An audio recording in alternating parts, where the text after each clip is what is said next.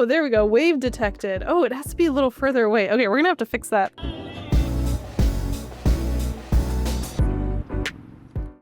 You're probably wondering like, oh, have I gotten a new job or something? I technically haven't gotten like a new 9-to-5 job, but what this video is going to be is it's gonna show you what I do as a freelance software engineer. So this video will be about building the MVP of a super cool project that I'm gonna tell you more about in a second. So stay tuned. I'm super excited because as a developer, I haven't done a ton of actual software development or like deploying products in quite a few months. So it was nice to kind of get back into it and get my hands dirty. It definitely was a challenge in a good way. And I think I needed this. There was something kind of missing in my life, and it was that software development muscle that I wasn't using. And don't get me wrong, content creation has been super fun, but yeah, this is just something else. You guys know, developers know it's really cool to build things from scratch and see it run. So yeah, let's get into it. Okay, so what we're building today is a very simple MVP. It's a spin-off of Recaptcha.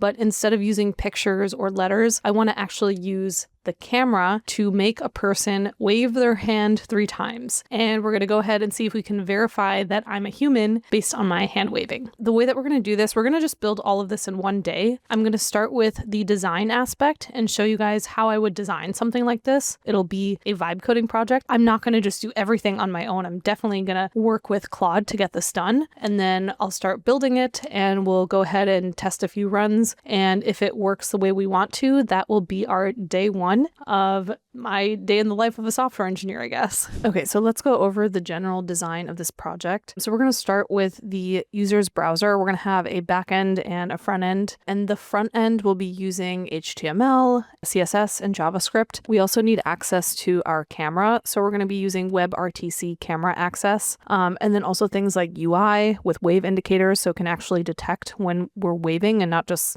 doing some random movement. And we're going to capture the video frames at a certain rate, so 10 FPS. In the backend, we're going to be using a Flask API. All of our logic, for the most part, is going to live in our app.python class. And so we're going to have a couple of different functionalities for this. We're also going to have a hand wave detector class. So this is what's going to store our wave counts. It's going to track the hand position, detect our direction change, and then apply cooldown logic. And cooldown logic is like if you're waving your hand really fast like this, it's going to be really hard to detect if that was 1 wave or 2 waves. So we're going to have a cooldown. So this is 1 wave, this is 2 waves, this is 3 waves. You can't go like this or it's going to get confused. And we're going to be using MediaPipe. This is by Google. It's free. So it detects 21 hand landmarks. It tracks your wrist and it validates your hand structure. And then we have a fallback as well with motion detection. And so we'll use frame differing, contour detection, and motion area if MediaPipe for some reason isn't working. And then we'll also use OpenCV. Now this is for the actual processing of the image. So we'll do image processing, color conversion, and Gaussian blur. All of this, after this process, it'll send a JSON response back to the front end. And this will have verification. Are we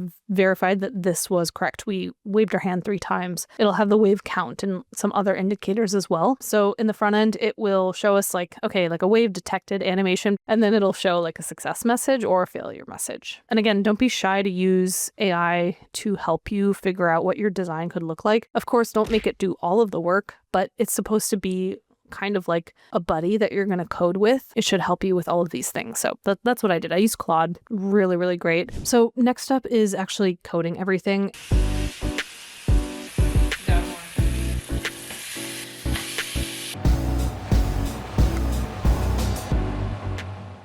The main logic exists in our app Python file. So here, for example, we have our detect hand wave media pipe class and our detect hand wave motion. We have a ton of our classes here, like detecting hand wave, and then again, resetting everything. Now, I wouldn't recommend in an enterprise application having all of your classes in this one file. This is a no-no. But again, we're just building an MVP. So we're doing this really quickly, just making sure that it works. And then afterwards, I can just kind of fix things up. I will say augment. So this is a VS extension that I've been using. It indexed my repo and I can ask it to help me add features or add or remove tests, debug things. It'll also install dependencies for me. So we have like a requirements text file with the dependencies and versioning of those dependencies that we need. So Augment will go ahead and install those for you if you don't have it, which is really nice. But yeah, basically that's what this file is. We also have our index.html for our front end. So again, super bare bones app, not a lot going on, but we're going to go ahead and run it because I want to show you guys how it actually works in real life.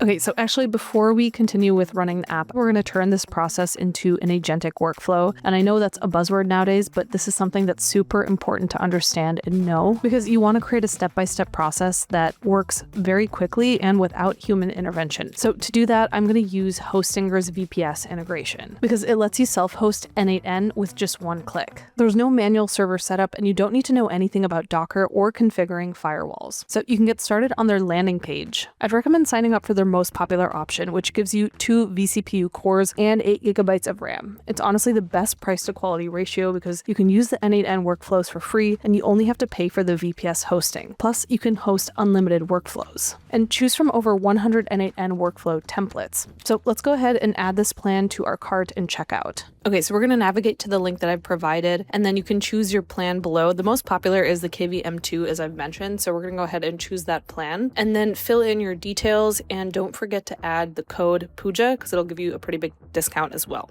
And now we can get started with the onboarding process and creating an actual workflow. Okay, and then once you've navigated to the dashboard, we're going to set up our VPS with the N8N application. So go through all the steps to do that, and then we're going to actually build the workflow. So now I'm just putting together this workflow. This is an example of what the MVP could be using. We're going to have a trigger on the left-hand side, and you can even execute this flow if you would like to. And then eventually you can deploy this as well. So here are the onboarding steps if you would like to also deploy your changes. I promise, it's really that easy. Just a click of a button. That's pretty much it. And remember, you can use this limited time deal to get a discount for all yearly plans with my code and my link. I've included all of the information in the description below, so don't forget to check it out. Okay, so now let's get back to actually running this code and seeing if our MVP works. Okay, so it's going to be on port 8000, and we're going to allow localhost to use the camera. Oh, there I am. And again, we're going to make it look a lot better, and this is just an MVP at the end of the day. Okay, so we're going to start the verification. Okay, so I have to wave my hand. It says hand detected, and you can see at the bottom